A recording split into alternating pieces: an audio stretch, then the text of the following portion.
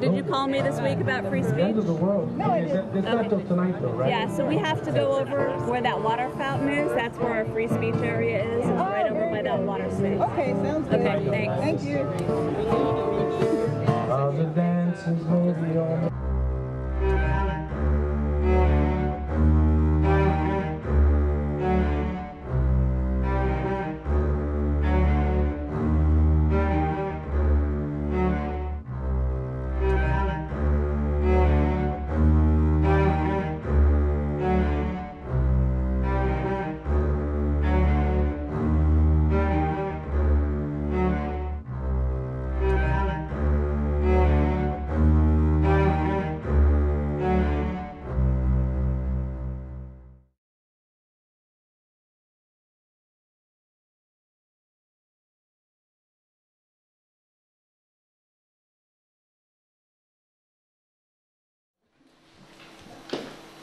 Well, welcome everybody to the Petaluma Museum. Kind of a special lecture series we have focusing on 2012 and the predictions. You know, it was interesting to me as I looked into this a little bit. You know, I mean, you're clearly bombarded by it, by TV and media and all that stuff. And I looked at the website and literally over 1 million hits for 2012 predictions. So clearly there's something going on here with this, and you know, people are really asking questions. They want to know what's going on. What, you know, what is this pseudoscience? What is it? What, you know, astronomy? So the museum tried to get the leaders in the industries to really, you know, give us some hard answers, and you know, that way you guys can make your own decisions. And our first distinguished speaker, you know, when I look at this concept, it's clearly something in our psychology. You know, this is not anything new.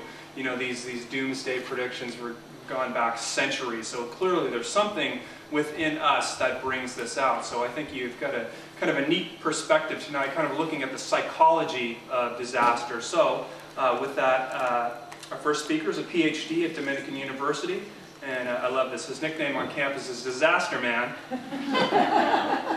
He's completed 2 large-scale research projects on public awareness of volcanic hazards in the vicinity of Mount Vesuvius in Italy, as well as studies of risk perception for volcanic hazards at Mount Rainier, Washington, and tsunami hazards along the northern coast. And recently seen on the Discovery Channel. I'd like to welcome our distinguished guest, Dr. Matthew Davis.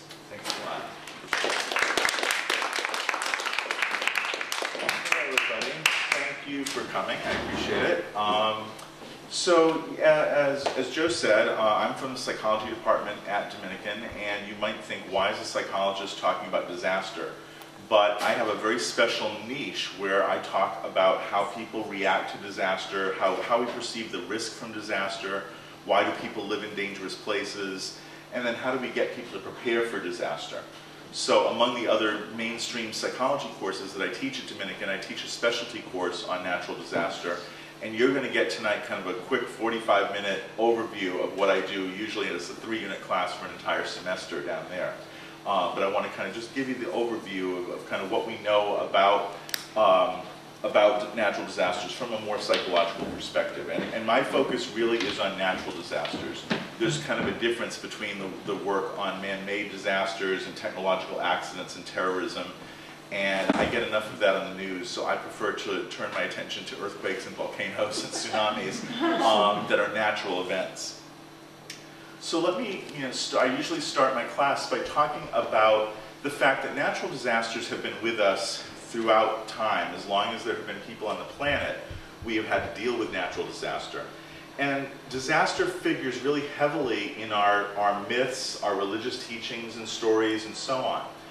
Probably the most famous of all the disaster myths or legends or stories is the biblical account of the flood, in which Noah builds his ark and gathers his family and the animals and waits out the great flood.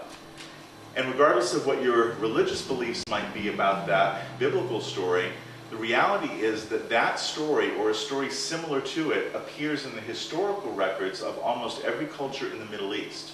So they all report that some giant flood happened, and the details of the account are different, but it's in the historical record, not just in religious teachings. What's, I think, even more interesting is the fact that around the world there are 250 different cultures and tribes all over the planet that have a story about a great flood like this. So we don't know, was it a huge catastrophe that affected the entire world? Did people migrate and bring that story with them? It's really one of those unsolved questions, but it's fascinating that it so permeates legend and story. Another disaster that figures prominently in myth and story are earthquakes. And usually earthquakes are seen as divine punishment, God's punishment for sin. So of course the most famous story from the Bible, Sodom and Gomorrah, that these cities were destroyed for their sins. In 1755 there was a great earthquake in Lisbon, Portugal, and the Catholic Church at the time said, well, this is God's punishment for Lisbon's big city ways and being evil. Some of the philosophers at the time said, well, why Lisbon and not Paris or Rome or London? So why did he pick on only Lisbon? The same kind of pattern happens in 1906 when San Francisco and all of Northern California were affected by the 1906 quake. People were quick to point out that San Francisco was a wicked town and this was God warning them to mend their ways. So you always see that, or often see that link between earthquakes and divine punishment. Volcanoes, kind of half and half. Sometimes they're seen as sacred places, particularly in a lot of Pacific cultures. They almost worship some of the mountains. They regard them as sacred. Other parts of the world, they consider volcanoes to be gates to the underworld or gates to hell. And it's believed that Dante got his inspiration for Dante's Inferno from visiting the area around Naples, Italy, and the volcanic vents that are there and spewing out sulfur and gases. And finally, another really prominent disaster myth or legend is the Atlantis legend. This story that there used to be a great civilization. We don't know where exactly. Some people say in the Atlantic, others say it was in the Mediterranean, but that there was some great cataclysm and the entire landmass sunk and destroyed that entire civilization. So I want to tell you about a few notable historical disasters, and this one may be the real story of Atlantis. People believe that the Atlantis legends were based on an eruption that happened on the Greek island of Santorini. At the time, there was a gigantic volcano there called Thera. It erupted, and what's left of Santorini, I don't know if any of you have ever been to Santorini, if you get nowhere else in the world, it's one of those places you have to see to believe. It's one of the most beautiful places I've ever seen. But it's a crescent-shaped island, and it really is all that's left of a giant volcano that used to exist. The volcano erupted and most of it sank into the Mediterranean, just leaving the rim of the crater basically, and that's where these little villages just cling to the side of that volcanic crater. So we think that that event caused gigantic tsunamis all across the Mediterranean, and the Minoan culture that was so prominent at the time pretty much disappears from history after this event, and we think that probably they were so devastated by the waves that destroyed all their outposts that what was left of them kind of just migrated into Greek culture and Italian culture, Roman culture. Another famous disaster, and one that's kind of, if you can say you have a favorite disaster, it might be the eruption of Mount Vesuvius in Italy that destroyed the Roman cities of Pompeii and Herculaneum. These are my own photos. I've been to Italy about 20 times over the last 20 years or so. I go almost once a year. And I always pay a special pilgrimage to Pompeii and Herculaneum. But these Roman cities were wiped out by a massive eruption that happened at Vesuvius in 79 AD. Getting a little closer to our own era, there was the 1906 earthquake in San Francisco. Of course, those of you up here in Sonoma may know that in addition to San Francisco being so hard hit, Santa Rosa was actually leveled as well as San Jose. But of course, San Francisco was the big city at the time, so it got most of the attention. About 3,000 casualties from that earthquake and the subsequent fires that destroyed the city. And then very recently, we have the 2004 Indian Ocean tsunami. It was caused by an earthquake off the coast of Indonesia, and the resulting waves that were generated by that underwater earthquake hit 12 different countries, ringing the Indian Ocean, killed about 240,000 people in that one event. A year later, we had Hurricane Katrina here in the United States. Katrina is to date the most expensive natural disaster that we've ever had in the US. There were approximately 1,800 deaths, and of course, massive displacement of population. People had to move to other states. Many people are still left homeless by that event. And then in the last 18 months, it's been this laundry list of disasters. I always say that the call for my expertise is never going to die out because there's always yet another disaster to deal with. But back in January of 2010, there was the massive Haiti earthquake. That was about 240 or 250,000 people killed in that one quake. A month later was the Chilean earthquake, which also caused tsunamis that killed a lot of people on the coast of Chile, but also sent waves out across the Pacific. And I know they had alerts here in California, as well as in New Zealand, Australia. That summer, an Icelandic volcano that I won't even try to name because I don't speak Icelandic very well, caused the massive disruption of all the air traffic all around the world. People were stranded. I was actually stranded for a day or two in Rome, but there are worse places to be stranded. Then in August of that year, there was massive flooding in Pakistan. It didn't get a whole lot of media attention, but at one point, 20% of the landmass of Pakistan was underwater. It was that widespread. Then we had this year the Japan earthquake and tsunami, which you saw, I'm sure, lots of coverage of on television. There were a series of earthquakes culminating in a very large one in Christchurch, New Zealand, that pretty much leveled that city. I was there just about a year before this happened and was dining in the cafes, and it's all, my friends down there tell me it's all in ruins, it's gone. And then, just last week, we had the earthquake in Virginia, of all places, which is not a place that usually gets earthquakes. And over the weekend, there was Hurricane Irene, that you probably all saw way too much coverage of. So, people wonder, and I had to put something about the end of days in here because that's the topic of this whole lecture series. But, of course, the Mayan calendar ominously predicts that, it ends next year. And so people wonder, does that mean the end of the world? And are we building up to that with all these disasters that we're constantly hearing about in the media? My take on it is that natural disasters are a part of our life. on this planet. That they've been with us throughout time. They're going to be with us long after 2012 has come and gone. But people do ask, it seems like we are having a lot of disaster, and that last laundry list that I gave you makes it sound pretty ominous, right? But there are some explanations, some logical explanations for why it may appear that way. One reason is easier and faster global communication. So 100 years ago, a volcano could erupt in the Pacific somewhere, an earthquake could happen in Siberia. We wouldn't even hear about it for months, if at all. But today, with 24-hour news and with satellite technology, we hear about every single burp that the Earth makes, and it's then broadcast all over the media. On top of that, you have media coverage and sensationalism. I think this past weekend, if you watched any of the coverage of Irene, it was amazing to see how sensationalized it was. And I know a lot of people suffered, and I have friends and family back on the East Coast. Some still don't have their phones up or their power back. But I think my favorite moment was watching Geraldo Rivera show a film clip from The Day After Tomorrow, that disaster movie of this 100-foot tidal wave moving toward New York City. And then they came back to him and he said, I want to make it clear that that's not what's happening right now in New York. I thought, why are you showing this at all? So the media love disaster stories, that you get great dramatic footage, watching the tsunami come in, watching houses roll away.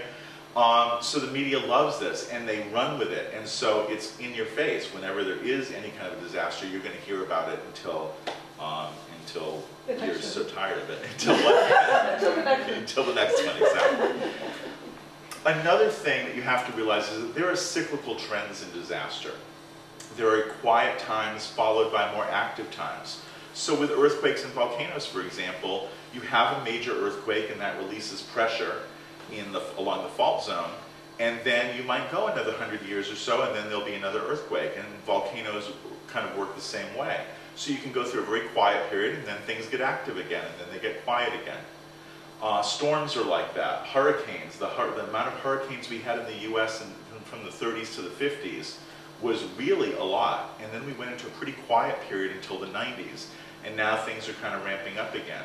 So a lot of people jump on that bandwagon and say, look, hurricanes are increasing dramatically and it's global warming and we're all going to be dead. And it's like, if you look, it's just a recurring pattern that goes up and down, and we just happen to be on the upswing right now. But it's not even as bad as it was in the 30s or 50s. The biggest problem, why it probably seems that natural disasters are on the increase, is increasing world population, and increasingly we're living in really dangerous places. That's what's really going on here. So on the right-hand side here, I've kind of summarized three kind of facts, if you will, about disaster and its incidents. There are a greater number of natural events that are being labeled as disaster. Because basically, if an earthquake happens in the woods and no one's there to feel it, is it really a disaster? No, it's just an earthquake. But when one of these events affects human populations in some way, then we label it a disaster. So because the globe is becoming so overpopulated, more and more events like this are being labeled disaster because they're impacting us. Death tolls from natural disaster are actually decreasing, which is the good news, and I'm going to tell you a little bit about why that's happening, but that's the good side. The bad side is that social and economic impact that disasters are having on us is increasing exponentially, just dramatically. So every event is more and more expensive. And again, it's because there are too many of us living in too dangerous a place. The reality is that some places on the planet are more risky or more dangerous than others. For example, 90% of all earthquakes, volcanic eruptions, and tsunamis happen around the Ring of Fire, which is the Pacific Rim. So the west coast of North and South America, here in California, Alaska, New Zealand, Indonesia, Southeast Asia. 90% of all seismic activity is happening around the Pacific, so those are more dangerous places to live if you want to avoid earthquakes and volcanoes. Hurricanes only form in really warm water and only usually travel to places with very warm water. So again, if you live in North Dakota or you live in Alaska, you're never going to have to worry about hurricanes. 80% of tornadoes happen in the US Midwest, and particularly in 3 states, Texas, Oklahoma, and Kansas, or Tornado Alley as it's sometimes referred to. And then 75% of the world's 100 largest metropolitan areas are at risk for at least one natural hazard, and some multiple hazards. Tokyo, for example, is near a volcano. It's on several earthquake faults. It's subject to tsunami. It gets major winter storms. It has cyclones or hurricanes. So many of our largest cities in the world are built in places that are very, very dangerous and very at risk for natural hazards. A couple of examples, specific examples. Naples, Italy. This is an aerial view of Naples. This here is actually downtown Naples itself. Of course, the big circle in the middle is Vesuvius, but you can see how built up it is all around this mountaintop. And in fact, the ancient city of Pompeii would have been right about here, and Herculaneum is right about here. And they are now modern cities with thousands and thousands of people living there. If, and I shouldn't say if here, when Vesuvius becomes active again, because it will, there are 18 cities in that red zone that I've indicated on this map that would have to completely be evacuated from the area. They would not survive an eruption there. And that's about 600,000 people that would need to be moved. If you've ever driven in Italy, let alone Naples, you know how bad it is to get around on a good day. And so imagine a mass evacuation of 600,000 people. It would just be insane. The experts are hoping that we'll get a 2-week notice from Vesuvius that things will start beginning active. And then the decision is, well, when do we tell the public to evacuate? Is it just, you know, an innocent little eruption, or is it going to be bad? And so there's all kinds of variables involved. And then if we can get people to evacuate, where the heck are we going to put them? And if it is a major eruption like 79 AD, those people will not have a home to go back to. The entire area will be completely covered in ash and lava. So, and again, we have Europe's most densely populated cities sitting right there beside this thing. We might laugh at the Italians and say, why would they live there? But here's our problem. This is the San Andreas Fault, and these are some aerial shots of it. This is what it looks like when you're flying over in a plane. And of course, it and many other smaller faults all around the state pose a risk for us. Just wanted to show you a couple of maps here. They just show you earthquake activity over the one on the left shows you for the last 250 years where some of the major earthquakes have happened in the state.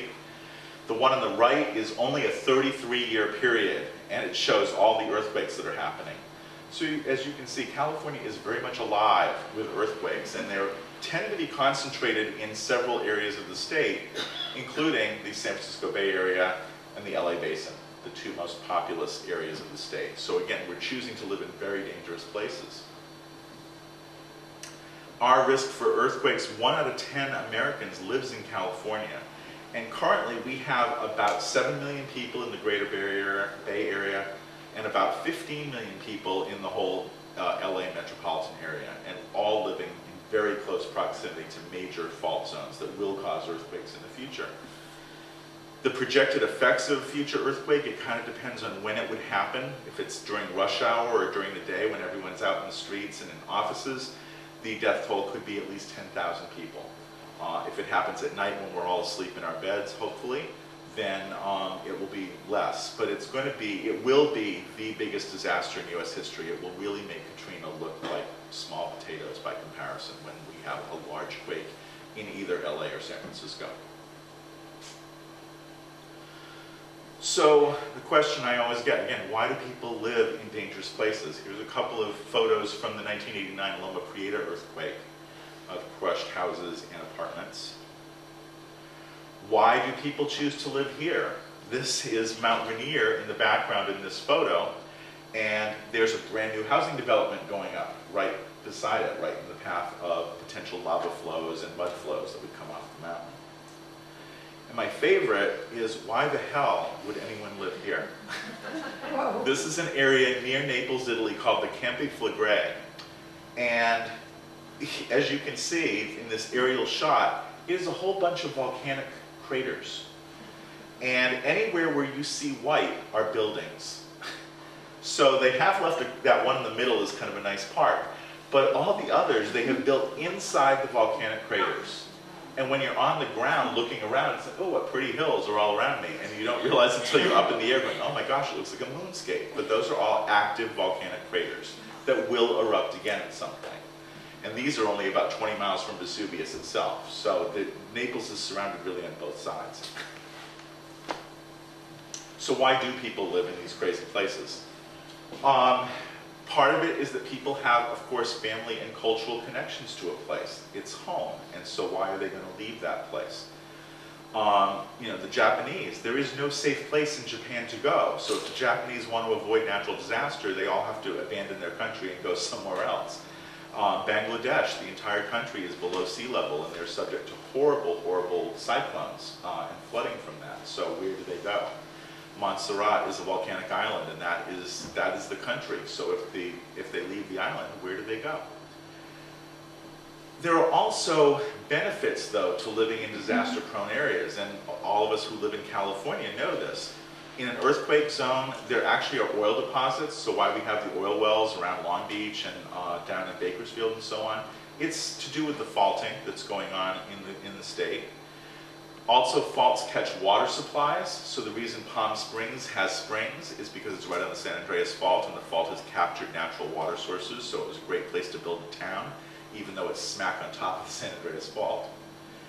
And there's scenic natural beauty in earthquake areas. If we didn't have earthquake faults doing what they do here, we would look like Kansas. It would be flat as a pancake. But all these beautiful coastal ranges and hills that we have are the result of the faulting that's going on in California. So it makes it a beautiful place to live. Volcanoes have lots of benefits. Rich farmland, the minerals that get into the soil. Geothermal power that can be tapped into. Tourism, people want to come and see the volcano and watch the lava flows and so on. And again, natural beauty. If you've ever been to Shasta or Lassen or up to Seattle or Portland, you know how gorgeous the Cascade Range is. They're all volcanoes, but they are a very beautiful place to be. And likewise, coastlines and floodplains and so on. They have recreational benefits, they have good scenery, better weather. If you're going to live in Florida, do you really want to live in the swamps of Orlando, or do you want to live on the coast where there are great beaches and cool breezes and so on? So there are lots of desirable things that make us attracted to these different places that are, unfortunately, very dangerous places to be. So how do we cope with the threat of impending disaster? Here are 4 different strategies. There's kind of grief and distress. We have Homer Simpson there just declaiming that the end is near. He heard about this talk tonight. We have the head in the sand, and we have getting prepared and learning what the correct thing to do is when disaster strikes. So let me tell you a little bit about what we have done to try and protect people from disaster. I'll start with the societal level, and then we'll get into the individual level. One thing that you should know is that our priorities are completely backward when it comes to dealing with natural hazards. 90% of all the money that we spend on natural disasters is cleanup after the fact. Only 10% of that money goes into preparedness to prevent these things from happening in the beginning. So if we switched that around and really worked on preparedness, we wouldn't have as much to clean up afterwards. And likewise, in the psychological and sociological research on the topic, it's the same thing. 90% of all the research is how you deal with people who are grieving and coping with trauma and that type of thing. And only 10% of the research is about how do we get people motivated to take precautions and get prepared. That's the area that I've chosen to do my research in, and it's kind of cool because there's so few people doing it that I do 2 or 3 studies, and now I'm this expert that gets called to come and do talks like this, which is really fun. But we really do have our priorities backwards, it seems. At the societal level, some of the ways that we've tried to protect human populations from the effects of natural hazards include building safety codes and retrofitting. So trying to construct buildings that will withstand a certain level of earthquake or certain wind speeds during hurricanes. So building codes are appropriate to hurricane zones and earthquake zones. We also use zoning and land use planning. So in California, we have laws that say you can't build something on top of an active earthquake fault. It's a little sad that we have to have a law to tell you that. It seems like common sense. But you cannot build structures for human occupancy on a fault line. In volcanic areas, you can't build resorts in the path of volcanic flows. And this happens in Hawaii all the time. So they try to zone it to prevent large developments from being put in the path of what will be a lava flow when that volcano erupts again. And we have zoning for coastlines as well for hurricane or flood hazards. We have protective works. These usually are related to flooding or of some type. So we have dams to keep rivers from overflowing and flooding. We have hurricane or tsunami barriers to prevent big sea waves from coming in and destroying a port, that type of thing. We also use prediction, forecasting, and warning.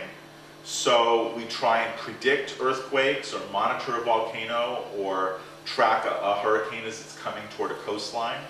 And then we try to alert the public of the danger and get them out of the dangerous areas. And then finally, we have evacuation, where if it really comes down to the fact that people need to leave the area, we have to get them out of the way. And this, again, is common for volcanic eruptions, for tsunami, for floods and storms, and fires. These measures all have saved countless lives. I don't want to downplay how important they've been. They all do a good job of helping to protect us. But they all have limitations and costs associated with them. And let me just give you a brief overview of that. With building safety codes, they're great, but it increases the cost of construction of the building.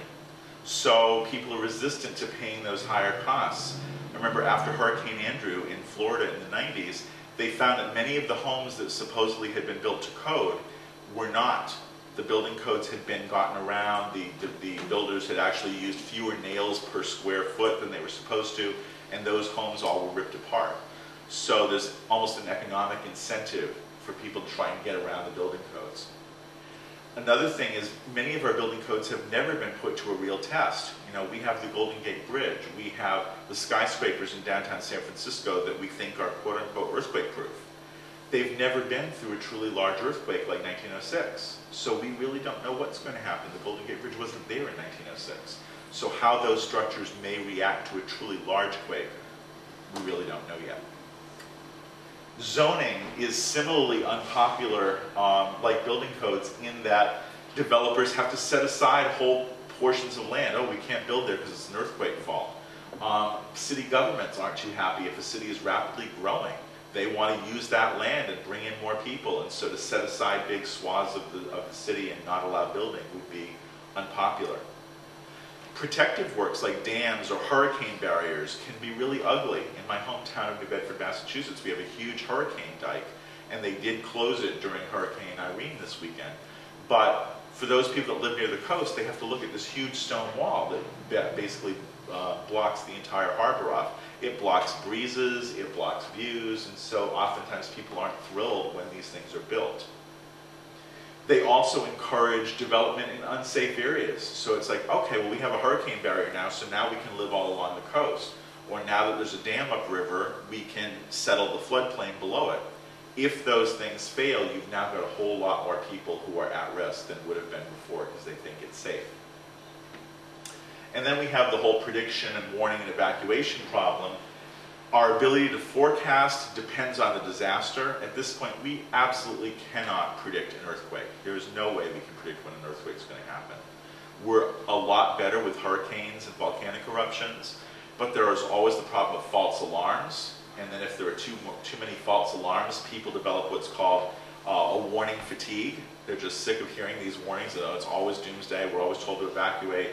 And so when it really comes time to evacuate and the real thing's going to happen, they may not comply.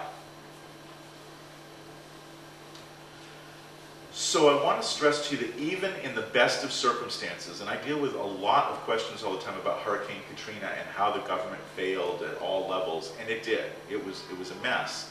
But what I want to impart to you is that in a disaster of that size, or in the big one that will eventually hit either the Bay Area or LA, these disasters are so big in scale that even the best laid plans of any government are not going to be enough. And so that's why emergency management people are trying to stress how important it is for you as individuals to get prepared. You've got to be able to take care of yourselves for at least, they say 3 days. I would say more like a couple weeks, just to be on the safe side. To have emergency supplies, to have water, to have food. Knowing how to make your home or workplace safer. You can do a few things. You know, I had big bookshelves in my office, and if there's an earthquake, that whole thing is going to come down on my head, and that's all. I'll be buried under books. It will be really sad. So by bolting that to the wall, I have now really increased my chances that I'm going to be all right. You know, if you've got a huge thing above your bed, they say you have a 1/3 of a chance of having the earthquake happen while you're in bed if you sleep 8 hours a night, if you're lucky enough to do that. So if you make your bedroom safe and not have heavy things that could come flying at you, you've already decreased your chances that you're going to be injured.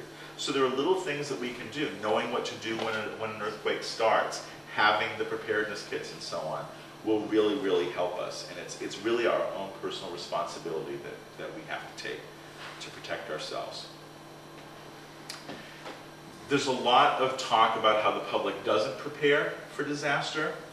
And some of the reasons why, the media is quick to always jump on denial as an explanation. Everyone's got their head in the sand, they're in denial, they don't want to deal with it. And in all my 20 years now of doing research on this topic, I really see very little evidence of that at all.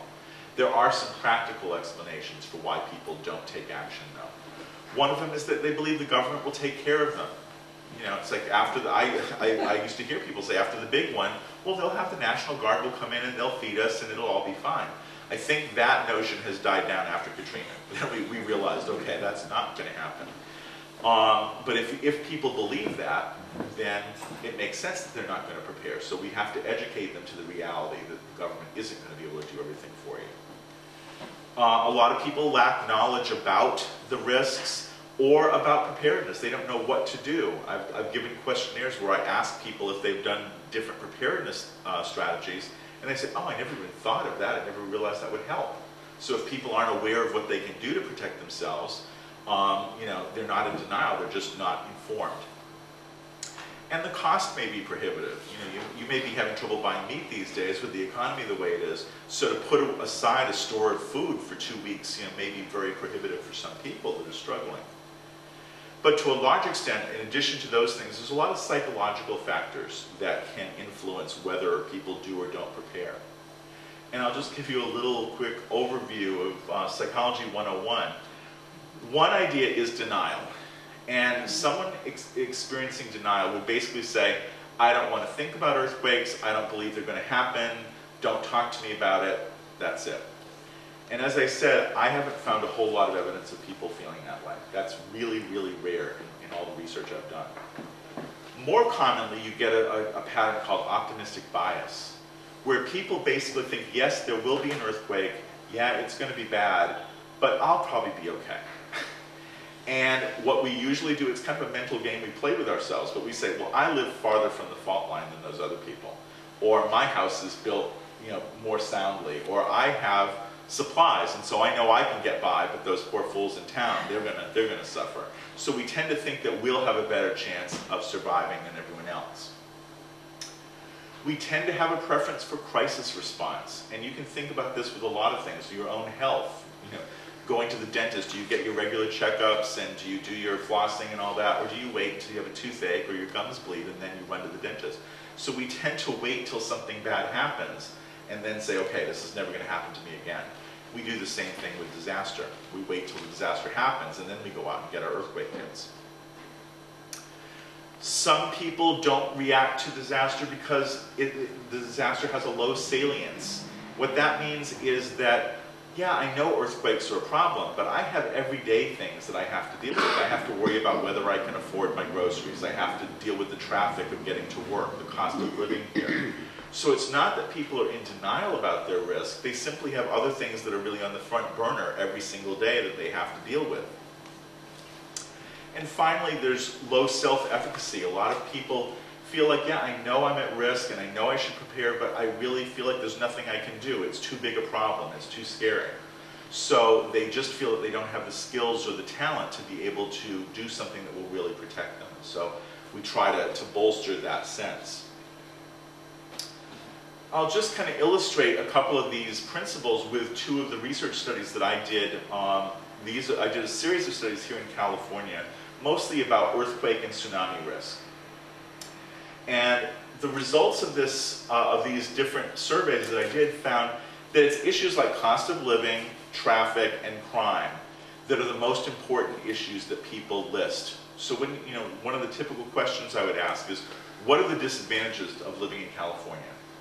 And virtually nobody says earthquakes, unless there has just been an earthquake the week before, and then earthquakes is right in the forefront of your mind. But on a normal basis, these are our everyday issues. If you then say, are you afraid of earthquakes? Most people go, oh yeah.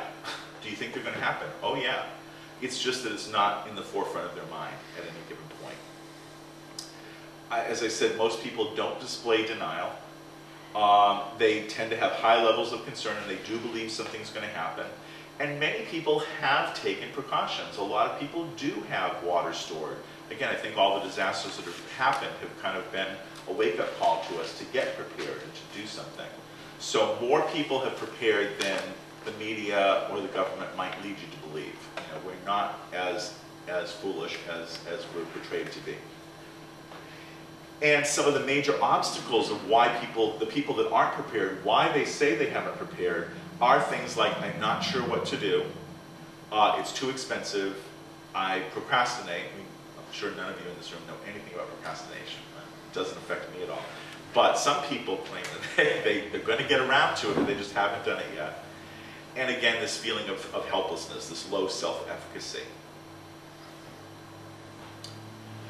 I did some studies down in Marin on disaster preparedness training.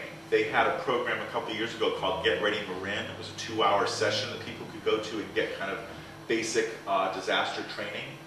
And then, of course, they have the CERT training programs that are a 7-week course, multiple hours of disaster training in depth. And what I did was looked at people who had gone through those programs and looked at how that affected them psychologically. And some of the important results that I found in those studies were that participants showed significantly improved knowledge. So in other words, they came out of these things really knowing a lot about preparedness and how to prepare. And they also changed psychologically. They had stronger feelings of self-efficacy. They felt like, yeah, there really are things that I can do that will really make a difference. They got to know other people at these meetings, and so they formed more of a sense of community. It's like, we're in the same neighborhood. Why don't we get a neighborhood program together, and we can figure out who the elderly people are in our neighborhood, or who's disabled in our neighborhood who might need special help. So you get that community bond, or that sense of community. And all of these variables, making people feel more self-confident, giving them more of a sense of community, we find is linked to better preparedness, that when these things are in place, people are much more likely to take precautions. I did, as Joe mentioned, a couple of studies at Mount Vesuvius. It's one of my favorite pictures. That's the McDonald's of Pompeii, and that's Vesuvius in the background. Hopefully you will want your Big Mac well done. But I did similar studies at Vesuvius with the people that lived there. It was actually the first study that had ever been done of residents in that area. The Italians, they don't think psychologically. They don't have psychologists who do the kind of work we do here in the States. So I was the first person to go into these neighborhoods and say, how do you feel about that mountain up there? And it was a fascinating study, but I found similar patterns there. The volcanic threat is not salient to them. So when you ask, what's the problem with living in this area? Virtually nobody says Vesuvius. It hasn't erupted since 1944. So for most people, their entire life, it's just been this pretty mountain that's sitting up there. They do mention crime, crowding, and traffic because they have to deal with that every single day, and it drives them insane. But when you do ask them directly, are you worried about Vesuvius? It's like, oh my God, yes, I'm terrified. They do believe that there will be an eruption. They do seem to realize that if it happens, it's going to be serious. And they show a lot of fear. So there's very little denial on their part. They do know about their risk. The big problem for them is they feel they have very little control over the situation. There's been an evacuation plan that has been out there for about 20 years, and something like a quarter of my participants knew about it. 75% had never even heard about it. And they have really little confidence in the government to protect them. The government says, we'll take care of everything, and the public says, yeah, right. So no one trusts the government or the evacuation plan, and probably wisely, because it's really a mess. So there's a really strong need in this area for better public education and disaster training of some kind. Now I want to tell you a little bit, that's kind of the pre-disaster stuff. Let me kind of finish off by talking about how we behave during and in the aftermath of disaster. These are large-scale events. They affect people, in terms of death and injury, economic loss. They cause psychological stress and trauma. And the effects of these things can go on for days, weeks, or months. The effects of Katrina went on for years, literally. What we do know is that people who are prepared beforehand tend to recover more easily and more quickly in the event that there is a disaster. So again, that's an important lesson to take away from this. Some of the common reactions to a disaster when it occurs, the media would have you think that panic, looting, and antisocial behavior are the norm. Everyone, it's just Armageddon, and people are running and breaking into stores and jacking up prices on items at stores and so on, taking advantage of the situation. And that's not to say that doesn't happen. And we saw lots of evidence that Katrina, there was a lot of violence and a lot of looting.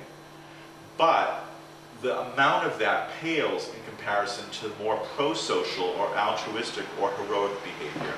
In general, in disaster situations, the better side of human nature tends to come out. People risk their lives to save other people. 9/11, the people that went into those buildings, the firemen, the police that went in there and risked their own lives to help other people. That is more the norm. And so don't believe the hype about how negative human nature is, because we're really a lot more pro-social than they would have you believe. Another pattern that we see commonly after or during a disaster is a need to affiliate. People want to be around other people. If there's an earthquake in your neighborhood, everybody runs out in your block and you're all talking amongst one another and you're calling all your loved ones. We have this need to kind of be around other people. It may be to seek reassurance from them. It may be because they have skills that we don't have and we want their help, or we have skills to offer that we can help other people with. But people do tend to congregate and gather together. Curiosity is a huge issue. These are fascinating events, and unfortunately, a lot of people go to the site of a disaster out of curiosity and put themselves at risk and even get in the way of the disaster workers that are trying to save people. This is common when there's a tsunami alert. In 1964, there was a tsunami that hit up the coast in Crescent City. That night, 10,000 people in San Francisco went to Ocean Beach to watch the waves come in, out of curiosity. Luckily, the way the coast is contoured, the wave didn't hit that area. Otherwise, there would have been all those people who were there. Even the people that were killed at Crescent City had gone down to the water to see the wave. And that's how they died. So curiosity is a very common reaction in these things. Shock and denial. A lot of times when there is, in the aftermath of a disaster, people go into shock. They can't kind of conceive of what's happened. Here, you might see denial, and it's more the healthy psychological denial. It's not processing what's really happened. If you hear about the death of a loved one, or you're severely injured, people kind of go into shock and say, I don't believe it, I don't accept it. And it's kind of a mental defense mechanism to help us process what's happened, and eventually we come out of that and deal with the reality of things. And then there's post-traumatic stress disorder, which I'm sure you've all heard of before. I want to preface this by saying it's not a common reaction. It's a very small subsample of people who have been through trauma who may not bounce back and may not recover as easily and may go into this syndrome. And the three classic symptoms of it are having flashbacks or nightmares, constantly reliving the event, thinking you're back at the site of the disaster. Hyperarousal or nervousness. Think if you've been through an earthquake and then a truck goes through your neighborhood the next week and rumbles things, and you're automatically like hyper and you go to duck and cover, so you're constantly on alert or vigilant. And people can go into psychological withdrawal and just kind of not being able to socialize with people, going into their own little world, avoiding the whole situation, and sometimes they accomplish that with drug or alcohol abuse as well. The way you can help people in the aftermath of disaster, there's something we call psychological first aid. You want to try and calm the victim who's been through some kind of a traumatic event like this. You really want to encourage people to talk about their experience. I think one of the things that we often do is if someone's had a horrible experience, we say, oh, don't talk about it, just put it out of your mind. And that's really not a good thing to do psychologically. We have this need to get it out. So let people tell their story. Don't interrupt them. Just accept it and listen to them. It really is helpful psychologically. We use individual psychotherapy for different kinds of issues. The two main things you have after a natural disaster tend to be anxiety disorders, so people can't sleep, they're always wound up, they're terrified, they're having panic attacks. There are therapeutic approaches to deal with that. Or the other side of that is grief and depression, so you're helping them work through that. And a particular kind of grief and depression that we see in disaster situations is what's called survivor guilt. I always joke with my media psych students that it's the guilt I feel because I watch a lot of reality TV. But in reality, what it is that why did I survive when so many other people didn't make it? Why was my house spared when my whole block got flooded out? So people carry a lot of guilt with that, and so that's an issue that many people have to deal with in therapy. Group therapy or support groups work really well for trauma victims of any kind, because you're with other people who have been through the same thing that you have, and so you can kind of relate to them better, and they give you a sense of social support that someone really understands what I'm feeling. And one of the big things we try to avoid is people developing what's called a victim status. What's important after a disaster is to try and establish normal routines as soon as possible. So people will say, oh, don't go to school for a few days, just relax, you've been through a trauma, take some days off from work. Worst thing you can do. The best thing is to get back into your normal routine as soon as possible. People that are kind of babied and taken care of for too long a time kind of become victims, and they can't break out of that. And so it's really important to try to get people into some semblance of normality as soon as possible after one of these disasters has happened. Over time, in a community that's been hit by natural disaster, you can expect all kinds of social problems. Higher divorce rates, higher rates of domestic abuse, suicide, drug and alcohol abuse, greater homelessness because people's places have been destroyed. There's usually an elevated need for psychological services in an area that's been hit by disaster. There will be chronic economic problems and unemployment in disaster-struck areas. And one question that researchers have asked is, why do some communities or some people bounce back more quickly from disaster? It's a variable that we call resilience in psychology. Resilience is a variable we've studied in a new area of psychology called positive psych. And what that's all about is that a lot of psychology focuses on the negative. What's wrong with people? What are their problems and issues? Positive psych kind of turns that around and says, what are people's strengths? What are the things that make people able to cope with things? And resilience is a variable that's been studied a lot, particularly in the aftermath of 9/11 and Hurricane Katrina. What they've discovered about this variable, and what it basically means is how easily or well do people bounce back psychologically after they've been through a traumatic event. And what we find is that resilience is the norm, it's not the exception, that the vast majority of people who go through a disaster situation will get through it and will bounce back and get back to normal lives again. They'll put it into perspective and they move on. There's really only a small subset of people who don't, who have more problems. Interestingly, there are some people who are more resilient than others, and I always throw this question out at my students at Dominican, but I ask them, do you think the elderly are more or less resilient? Anyone have an idea? Been there, done that. Yeah, exactly. Physically, the elderly often suffer more. They are more susceptible to dehydration and fatigue and things like that. Psychologically, they're way more resilient, and it's probably because, as you said, they've been through it all, they've seen it all, and they're able to kind of put things into perspective. I'm almost done. Resilience can be enhanced, we've found. What makes people more resilient is prior preparedness, is stronger community bonds and social support, so people that really have a good, strong social support system or really feel part of their community will probably bounce back much more easily and quickly. And trying to help people have a stronger sense of self-efficacy, that feeling that, yeah, there are things that I can do. I do have the strength and the talents to move on and get past this.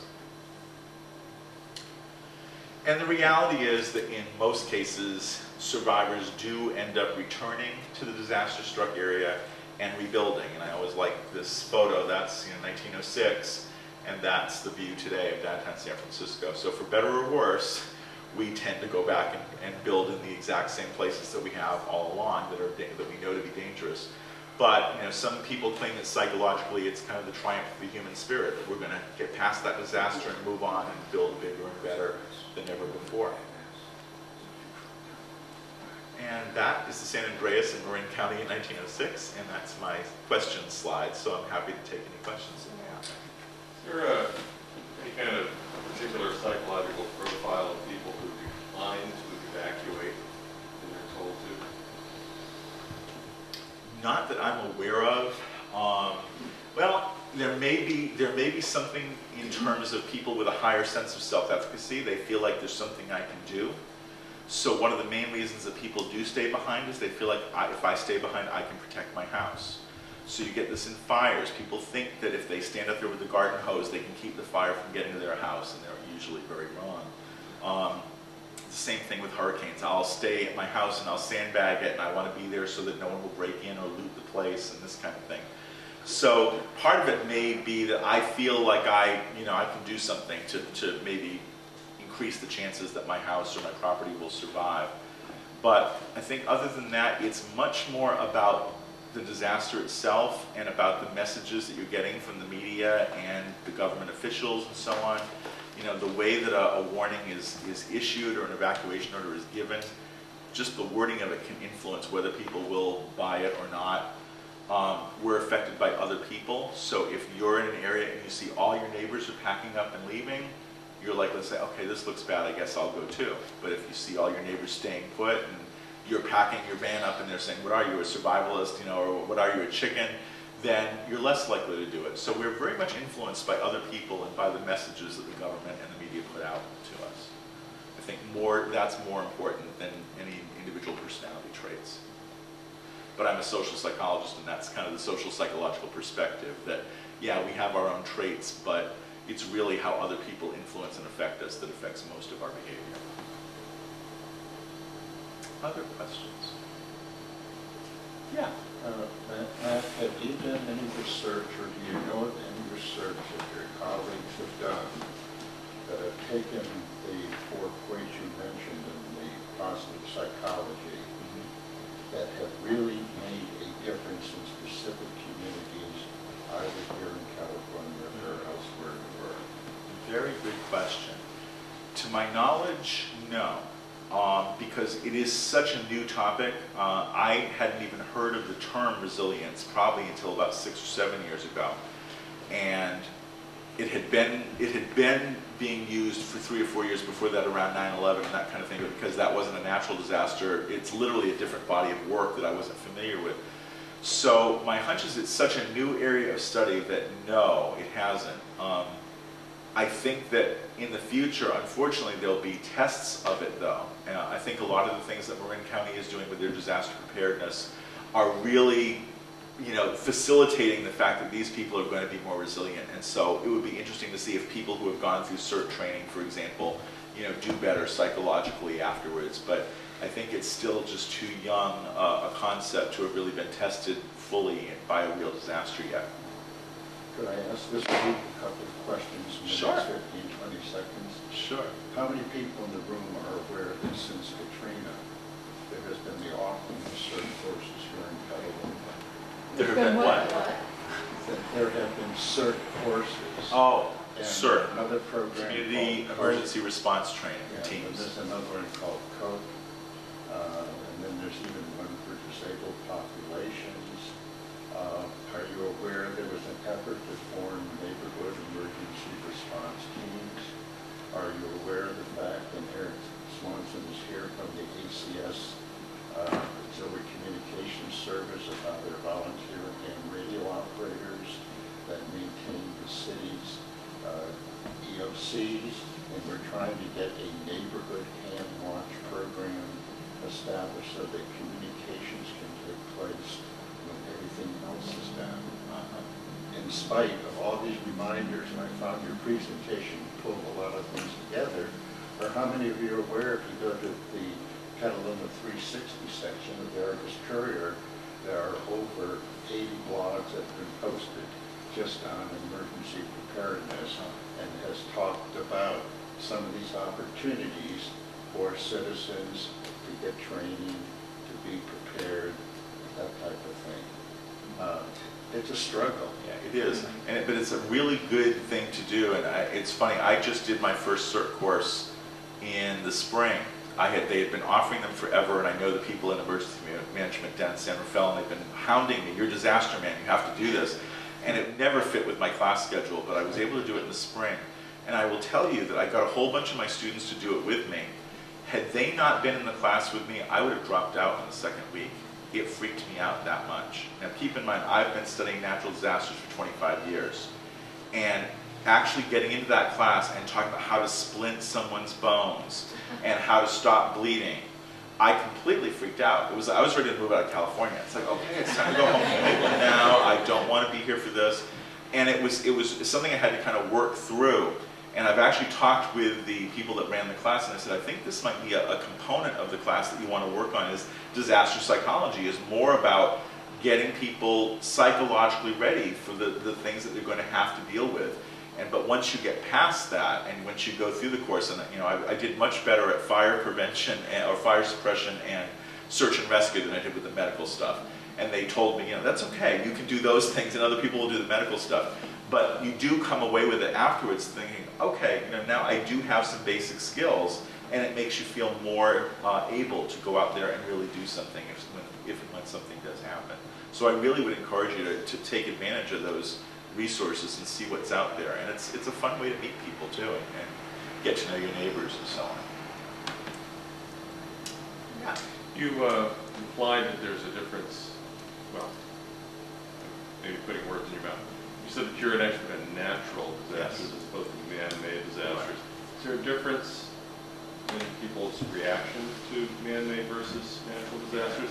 And if so, has anybody studied what happened in Japan last year? Because they were both there. I mean, there was the tsunami and then there was the radioactivity. Well, there's a lot of overlap, obviously, because whether it's a man-made disaster or whether it's a natural disaster, the trauma that it will cause, that will be similar for people. But in terms of how people see risk and kind of how people bounce back psychologically, they are kind of qualitatively different. It's kind of the difference between the fact that somebody was actually responsible for this, and like in a terrorist act, for example, 9/11, someone went out of their way to do this to other people. So that really shakes your faith in humanity and makes you more suspicious and paranoid. Whereas a natural disaster, while it's a naturally occurring event, that can kind of do things to your mind in another way. It's like the very earth that I thought was solid and always going to be there suddenly let me down and destroyed my home or shook me up. So they really are kind of different reactions in that regard. And I just have always, since graduate school, I was much more interested in the natural stuff, the natural disasters than the man-made ones. And I can't remember, was there a second question you asked at the end there that I didn't? I was just wondering if anybody's actually studied the reaction of the Japanese people to these two different threats. Again, I think it's different simply because the damage to the reactor was caused by an earthquake. It's different. It's not like there was a nuclear accident like at Chernobyl where something went wrong with the technology. This was simply an earthquake damaged the thing. So I would argue that the Japanese disaster really falls into the realm of natural disaster. And I do think in terms of how people react to it, look at the cultural differences. Look at how the Japanese handled that disaster. I mean, they're role models for how to come through a disaster like that with dignity and grace. And they're highly to be admired, I think, for the way they handled it. But I would say it was more of a natural disaster, really, because it was the quake that did and the tsunami that did all the damage. Well, I was just reminded when Dominican was talking about the certs and all that. When I was a little girl, I used to go to Detroit to visit my relatives, and we used to have the blackout curtains because it was during World War II. And there were a lot of preparedness things then, people out looking for the airplanes. Sure. And, you had to turn all your lights off and everything. London, of course, really had that. So I'm wondering if some of the way they, of course that was a threat that they could see was happening. I'm wondering if some of their techniques could be used to rally the people now. You know what I'm saying? Yeah, the skills. I think one of the issues about emergency management is that up until very recently, there has been a complete disconnect between them and psychology. And it's kind of been fun to be in this field at the time that I have. There's a conference I go to every other year. It's called the Cities on Volcanoes Conference. And one of the reasons I like to go is because it's always in a really exciting place. It was in the Canary Islands off Africa last year, and it's been in Ecuador and Japan, so I get to go to these wonderful places. But the first few of those conferences I went to were probably 90% geologists and volcanologists and a few emergency management people. And over the years, the presence of the social sciences, like psychology, has begun to grow. And the emergency management people who are trying to figure out how can we motivate people to take precautions, how can we get them to follow the evacuation orders, are really suddenly, I think, realizing over the last decade or so that, wow, psychology can tell us a whole lot about why people do or don't do things. And, you know, advertising figures out how to deliver a message that will get you to buy their product. Well, we can do the same thing with disaster preparedness. How can we formulate a message that's more likely to motivate people to take the actions that we want them to take? So I'm encouraged by that, and when I go to psychology conferences, I always say more of us in this field need to get involved in this kind of practical application, because, you know, it definitely can save lives and do a lot of good.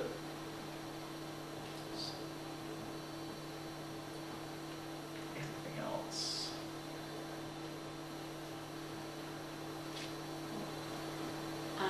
I was just over the weekend and watching way too much of the coverage. I heard, I think it was a woman pilot who was part of the team that was flying through the eye of the hurricane. And she said something interesting. She said, she was asked, why do you do that? And she said, I've always loved the weather. And I think there's that aspect to it. It's not like, you know, this is, you know, the earth is bad, you know, these things are bad. It's just alive. It's so alive and it's so fascinating.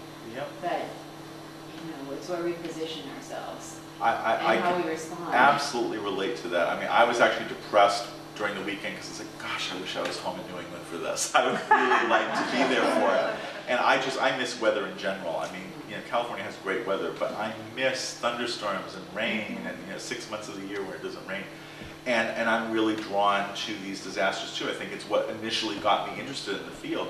I had an experience a few years ago where I was in Hawaii, and I was lucky enough to be on the big island of Hawaii when one of the eruptions was happening, and you could literally get as close as this front row is to me. There were lava flows, and you had to hike in down to it, and I brought my lunch, and you sit there at night, and I probably sat there for about 6 or 7 hours watching the best show I'd ever seen in my life. And I had a colleague from Dominican who's also a psychology professor. She was on the big island at the exact same time, but we were in different parts of the island. And when we finally hooked up, I said, did you get out to the volcano? Please tell me you got out to see the lava flows. And she said, oh yeah, we hiked out there and we took a look and we thought, this looks kind of dangerous, and we turned around and went back. And it was like, for me, it was an 8-hour event, you know, with my picnic and dinner. So there are these personality differences, and some people are really curious and excited about it. And to me, again, the more you understand about the natural processes, the less scary it is. It's like, here's what's happening. It's been happening for as long as the planet's existed, and it's going to go on happening. And so, to me, that helps to demystify it and make it not quite as terrifying. That's not to say you want to take horrible risks and do stupid things, but I definitely understand that attraction to these natural processes. We had an earthquake the other night in the city. It was on the Hayward Fault. I don't know if you guys felt it up here, but it was quite a rattle, and it gets your adrenaline pumping. It's like, wow, that was really cool. You know, and nothing's damaged, so that's even better. But yeah, it is fascinating what our Earth does and what these things can do. Well, I find that living in California, we get a certain blasé thing about it. Okay, they're traveling again, yes. True, and it's often newbies that They are freak it terrified. out, and Absolutely. you're just saying, oh yeah. But it's so funny because then I deal with Californians who always say, oh, I could never live back east where they have those hurricanes. Oh, those Midwesterners are nuts. They have tornadoes there, and they say the same things about us. So it's kind of pick your poison, pick your disaster. But it's kind of what you're used to.